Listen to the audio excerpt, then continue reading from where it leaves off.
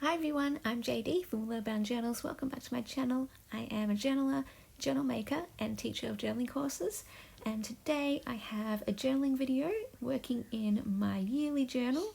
This is also my intentional life course journal, where the first signature I used to record my prompts for setting up our year so we can live intentionally and meaningfully. And then I've been using it as my monthly check-in journal, and this is a video collaboration with the lovely Olivia from the Brown Satchel. I will leave her channel down below in the description box. Olivia is so sweet and so lovely. She's super creative and talented, and she's an amazing video editor. Her videos are always so fun, so enjoyable, very relaxing and calming for me, and I'm always just impressed by how she edits her videos and puts them together. Her use of music, the way she adds words to her pictures, and I don't know how she does it. Her transitions, they're really fun and amazing, and I just admire how she does that. And so go send her some love and check out her videos. We basically do a video each month to share about our months, and it's sort of like a pen pal letter, but instead of sending a physical letter, we send each other a video where we write in our journals about our month.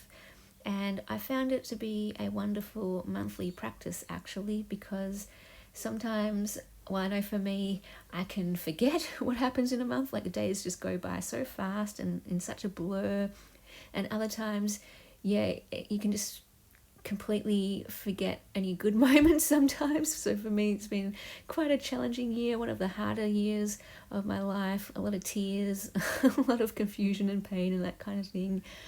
But when I look back at each month, I've always found these moments of joy and these moments of gratitude, and so that has been a very wonderful practice for me to do these monthly reflections. So basically, June was overtaken by a wedding. Two of my friends got married and it was beautiful. They were beautiful. And in the lead up to the wedding week, we had a pamper day where we took the bride-to-be out and we all got our nails done. And this was actually a bucket item list for me. So in the Intentional Life course back in January, we were looking at our bucket lists, either creating one or looking back on one that we already had created, and then choosing some items, maybe one item to tick off this year. Because for me, I do have a bucket list. I've had it for a while, but if I don't look at it, I don't tick anything off. So I have to, at the start of the year, really be intentional about choosing which items to tick off, and then that's the only way really that I get them done. And some years I might choose 10 things, other years I might choose 5 or 3 or just one, depending on what I feel like I can manage. This year I managed to tick off 2 things, and that's enough for me. If I only tick off those 2 things this year, that is fine. I got a French manicure, and I added some glitter to it, or the lady who did it added some glitter to it because I need some sparkle. But I really liked that classic look. I didn't know what colour dress I was going to wear to the wedding, so ordinarily I would have gotten something like blue glitter French tips, but because I didn't know what colour dress I was going to wear, I just got something classic that could go with anything, so the French manicure, and that ticked off the bucket list item as well. So that worked well. I also ticked off getting a pedicure. So that's a photo of me with my feet in the water, choosing colours for my nails. And I tried to take an arty photo of me holding my very first mocktail. We went out for lunch afterwards at this fancy place near the beach, and overlooking the beach. And I took a photo of my French manicure holding my first mocktail. And for my toes, I got white toenails with glitter on top, just to keep that classic look that could go with anything, which worked well because I did wear a dress that was white with pink flowers. In this little label sticker at the bottom, that's where I'm writing bucket list, and I ticked those 2 items off. It was also on my bucket list to get acrylic nails one time, but I have long nails naturally anyway. My whole life, ever since I was a kid, people would always comment on how long my nails were. It was something I got teased about sometimes in primary school and high school. But it means I don't have to spend the money on getting acrylic nails, at least, because they just keep growing and growing. They're very, very strong, and I'm always constantly cutting them. Like, it's ridiculous. So I kind of have the opposite problem of the people who always have short nails. But yeah, I'm happy with how they looked with the French tips. Okay, so what else happened? Yeah, it was a very, very busy week. So our wedding week looked like, because I was a wedding planner and decorator essentially with another lady, helping her out. And so the wedding week looked like Monday, wedding planning; Tuesday, the pamper day, getting all the nails and everything ready; Wednesday was a wedding rehearsal; Thursday was decorating the church and buying some things for the wedding, and also a wedding rehearsal that night as well. The Friday looked like going to the reception in the morning to decorate and do a dance rehearsal, because I was also part of a flash mob dance surprise for the wedding.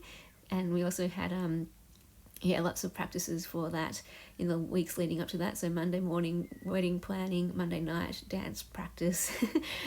So Friday morning, setting up the reception, dance practice, then buying more last minute things for the wedding, like petals, to go down the aisle and to go into the flower girl's baskets. Then went back to get ready, then went back to the church to set up the last things, and then doing that whole ordering of the processional line down the aisle, and the whole it felt like I was part of a musical, when you're backstage and you have a script and you're in costumes and everyone has different props and you've got to go on at different times and come off at different times. It kind of felt like that, but instead of holding a script, I was holding an order of ceremony, letting the kids know when to go up and when to come down with the rings and the coins and everything, and then back to the reception to finish setting that up, turning on all the candles, taking over all the flowers, and order a ceremony over there as well, and then pack up. And then Saturday morning there was packing up the church, and then finally we finished with a last little lunch debrief, which was nice to relax. Oh, and Friday night, of course, danced, lots of dancing. Danced so much that my feet hurt. My ankles and my calves hurt, but gotta love dancing.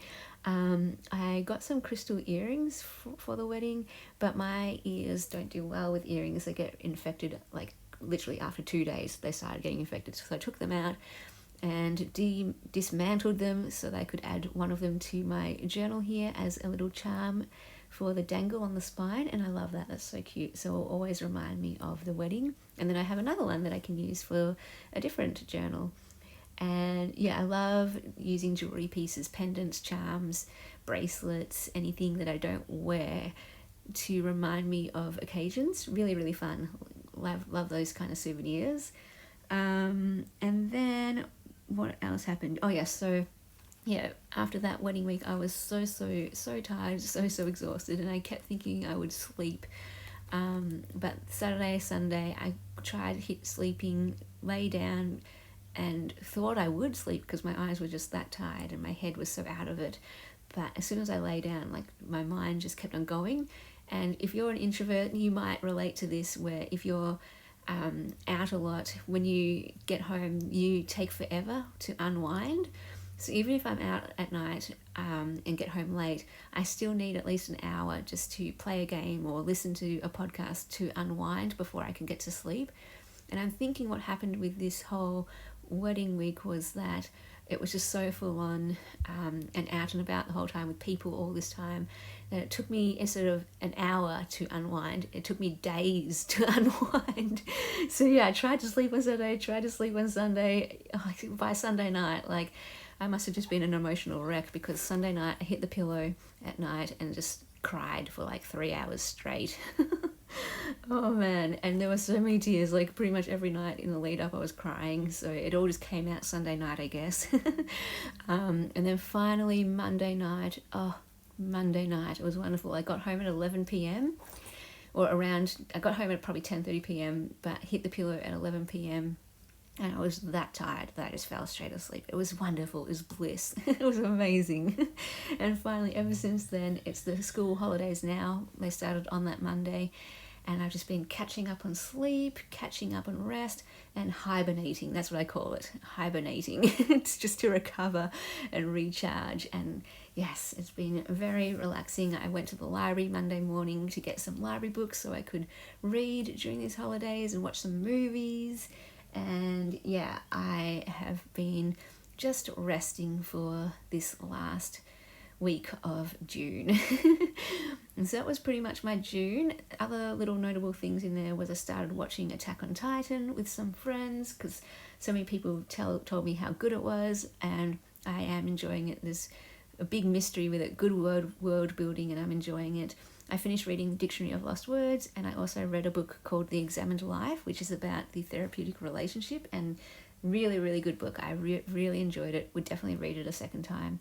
I'm playing Kingdom Rush again for the second time. I'm, of course, listening to Psychology in Seattle still. I listen to them every single day.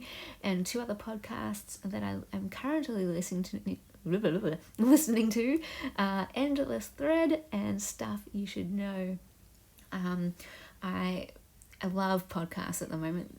Along with books, I am filling up my days, filling up my time, listening to podcasts and just taking in information. I love learning. That's one of my strengths from the Strength Finder, is intellection and learning and input. It just all ties in together.